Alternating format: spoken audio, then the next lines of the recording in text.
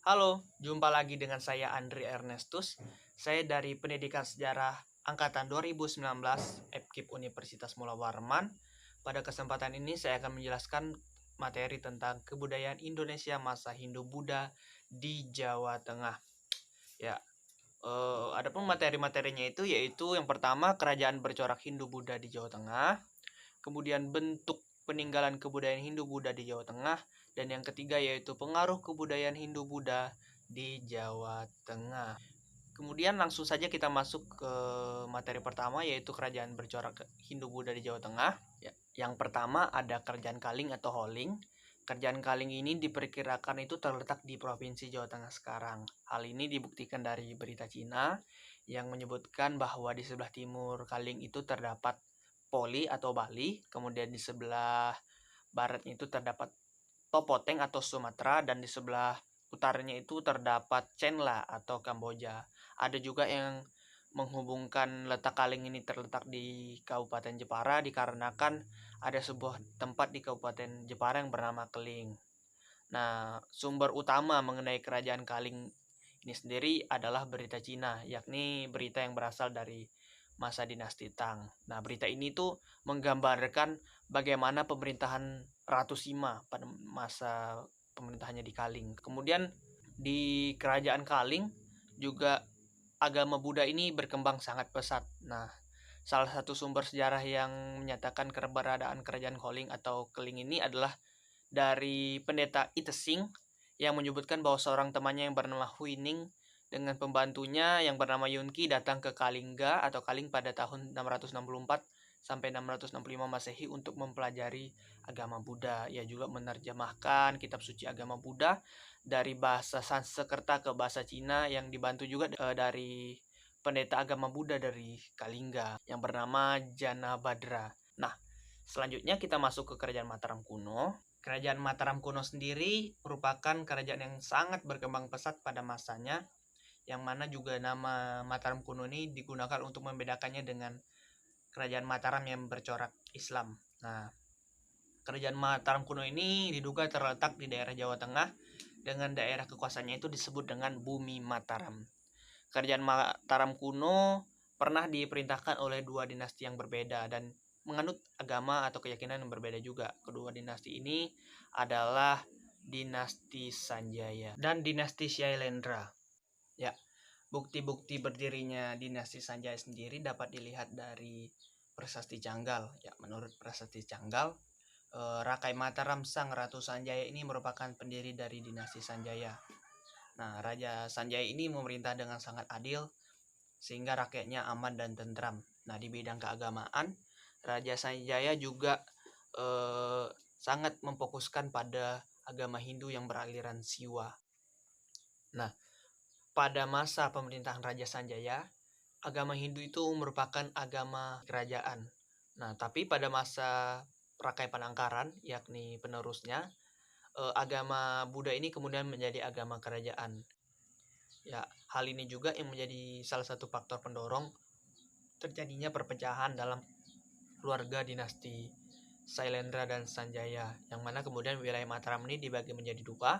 Keluarga yang menganut agama Hindu ini mengembangkan kekuasaannya di daerah Jawa Tengah bagian utara, sementara keluarga yang beragama Buddha ini berkuasa di daerah Jawa Tengah bagian selatan. Kemudian, saat Rakai Pikatan naik tahta, dia mempunyai keinginan untuk menguasai seluruh wilayah Jawa Tengah. Tapi kemudian dia harus berhadapan dengan dinasti Shailendra yang saat itu masih diperintahkan oleh Raja Balaputradewa. Kemudian upaya demi upaya dilakukan hingga akhirnya terjadilah penyatuan yang ditandai dengan perkawinan antara Rakai Pikatan yang berasal dari keluarga beragama Hindu dengan Pramodawardhani, yaitu putri dari Samaratungga yang berasal dari keluarga beragama Buddha. Kemudian setelah itu terjadilah perang saudara antara dinasti Sanjaya dan dinasti Shailendra, dan kemudian dalam perang itu akhirnya Balaputradewa dapat dikalahkan dan kemudian ia lari ke Sriwijaya. Nah, untuk keruntuhan Mataram kuno sendiri diduga dikarenakan faktor alam, yang mana saat itu Gunung Merapi meletus sehingga mengubur berbagai daerah di Mataram kuno. Kemudian penguasa Mataram saat itu yaitu Empu Sendok kemudian memutuskan untuk melakukan perpindahan ibu kota ke Jawa Timur. Nah, kemudian di Jawa Timur keluarga ini membentuk keluarga Isyana atau dikenal dengan Wangsa Isyana. Selanjutnya kita masuk ke poin peninggalan kebudayaan Hindu-Buddha di Jawa Tengah. Nah, masuknya agama Hindu-Buddha di Indonesia ini kemudian sangat mempengaruhi kebudayaan Nusantara kala itu. Nah, beberapa peninggalan kebudayaan Hindu-Buddha di Jawa Tengah itu antara lain seperti Candi Canggal atau Candi Gunung Mukir, ada Candi Sewu, ada Candi Lumpung dan Candi Bubrah, kemudian ada Candi Bendut, ada juga Candi Pelaosan, ada Candi Pawon, ada Candi Borobudur, dan juga kompleks Percandian Dieng.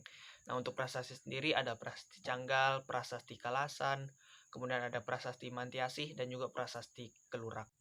Selanjutnya kita masuk ke poin pengaruh kebudayaan Hindu-Buddha di Jawa Tengah. Nah, pengaruh kebudayaan Hindu-Buddha di Indonesia ini memiliki pengaruh yang besar pada perkembangan kebudayaan di Indonesia, khususnya itu di wilayah Jawa Tengah. Nah, perwujudan akulturasi antara kebudayaan Hindu-Buddha dengan kebudayaan Indonesia di Jawa Tengah itu antara lain, yang pertama ada seni bangunan.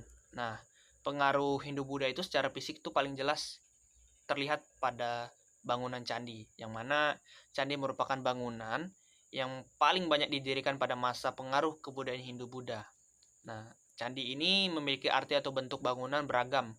Misalnya, candi yang berfungsi sebagai tempat peribadatan dan makam, atau juga serta candi pemandian suci atau partirtan. Ya, tapi ciri dari akulturasi sendiri yaitu mempertahankan kekhasan budaya asalnya, sehingga terdapat banyak perbedaan arsitektur yang cukup mencolok, yang salah satunya itu yaitu candi yang berada di kawasan Jawa Tengah dan juga yang ada di kawasan Jawa Timur.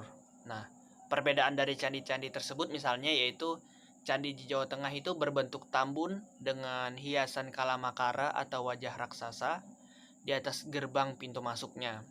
Nah, puncak candinya itu berbentuk stupa dengan bahan utamanya itu yaitu batu andesit. Pada umumnya, candi ini akan menghadap ke arah timur. Sedangkan candi yang berada di Jawa Timur itu berbentuk lebih ramping dengan hiasan kala di atas gerbang yang lebih sederhana daripada kalamakara. Nah, puncak candinya itu berbentuk kubus dengan bahan utamanya itu yaitu batu bata.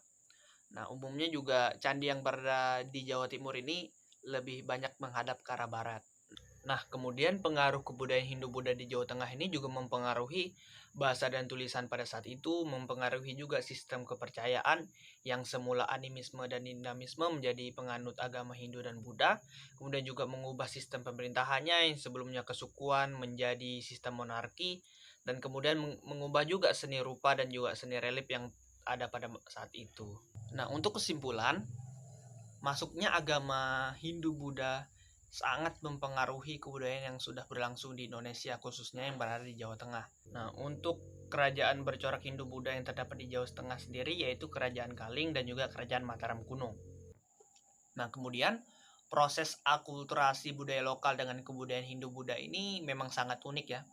Nah, pengaruhnya itu meluas dan juga mampu mengubah serta mengadopsi budaya yang baru, yaitu kebudayaan Hindu-Buddha, seperti mulai dari sistem pemerintahan, sistem kepercayaan masyarakat, seni bangunannya, seni ukirnya, dan juga seni reliefnya.